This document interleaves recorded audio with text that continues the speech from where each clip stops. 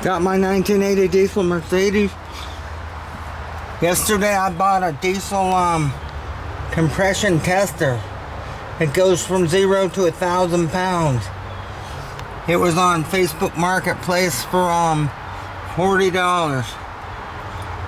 This is how I'm gonna do it. I'm gonna hook right into the glow plug hole. Does it fit in? It goes in that hole perfect. I think it's 12 millimeter. And then turn it over and over and over and see how good it'll go, how high. The neighbor's gonna loan me a big huge battery, a high amp battery. I'm waiting for the battery. I'll run it off jumper cables and we'll see how high the compression really is. The car hasn't been wanting to start. I think it's because it's been sitting too long, but I'm gonna get it going. I had it running before.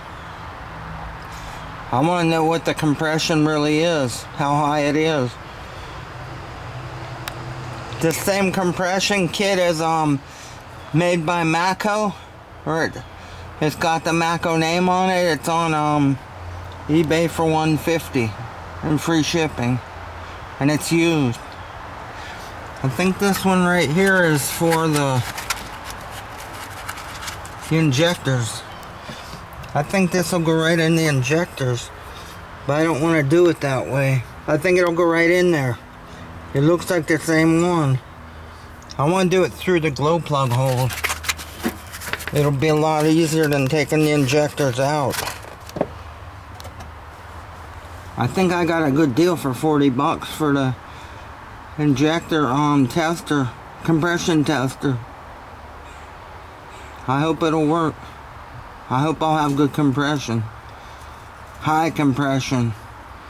275 pounds to 400 pounds is normal compression for a diesel. And it's not supposed to change by any more than 10 pounds. Filming in a Sony 4K camcorder. HDR AX33.